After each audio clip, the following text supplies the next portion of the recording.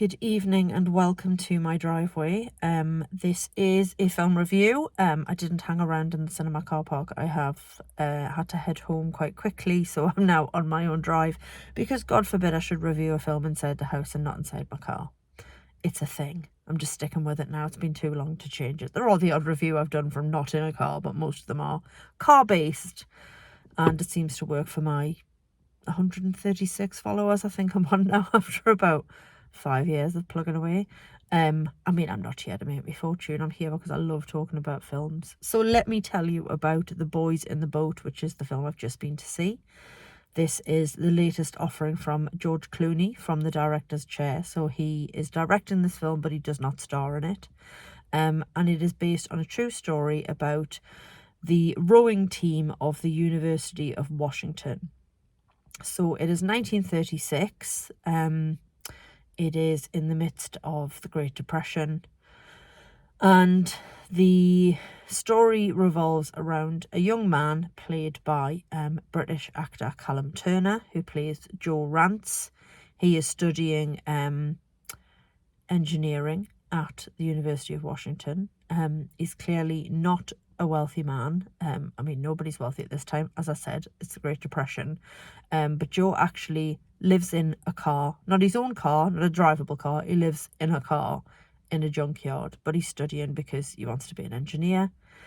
But he's also desperate for ways to make money. He's trying to get a part-time job to cover his tuition. And a lad on his course, not even somebody he's friendly with particularly, a young man called Roger, approaches him and says that he's heard that if they try out for the rowing team and they get selected, that it comes with a job and also somewhere to live, like lodgings sort of thing.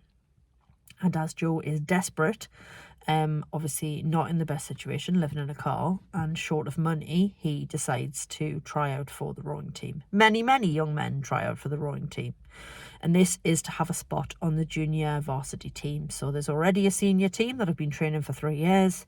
And these guys are going to be the next ones coming up through the ranks. So the story focuses on that crew, the JV crew that is formed there and then. I mentioned Callum Turner. The coach is played by Joel Edgerton, who's an Australian actor who's been in all manner of things, everything from Kinky Boots, which was set in here in Northamptonshire, to and not A New Hope. I don't mean A New Hope. I mean The Phantom Menace. I'm sure he plays a young Uncle Owen. I feel like I'm making that up, but I think it's true. He's been in all sorts of stuff.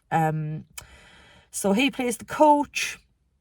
They put this team together, and it's about what happens to that team. So I don't want to say too much because spoilers. Obviously it's historical fact. You could look it up. But it is about the fact that whoever wins the regatta in Poughkeepsie will actually be the US hope for the 1936 Olympics, which, depending on how good your sporting history and your history brackets general is, you will remember was held in Berlin. That's the Olympics where Hitler hosted to show the whole world how amazing and powerful Germany was, and then had Jesse Owens turn up and win a load of gold medals. And for those who don't know, and you really should, Jesse Owens was a black guy and not the sort of chap that Hitler would have been particularly fond of. He didn't like a lot of people. So yes, 1936 Olympics were held in Berlin, and it's about the team that eventually end up going forward for the Olympics to represent the USA. And to say any more about the story would just spoil it for you. It is a lovely way to spend 2 hours. I did enjoy it very much. I was moved by it. The performances are great.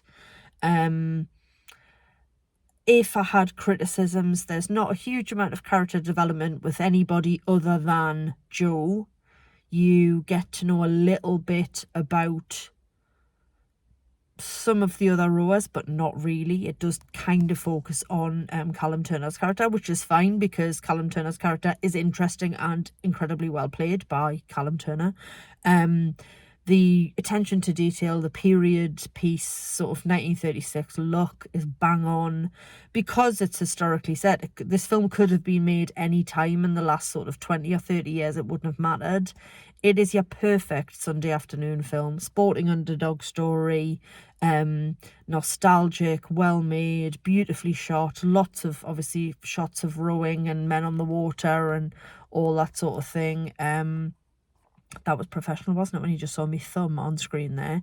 So yeah, my only criticisms would be perhaps it's a little bit, I was going to say predictable, like I say, it's historical fact, but you can kind of see where it's going to go from the start, but it doesn't matter because it's a lovely boat journey to get there. As I say, everybody's very good in their parts. It's got some real lump in the throat moments. It's got some real heart in the mouth moments because of the races when I was actually watching through my fingers, which is ridiculous.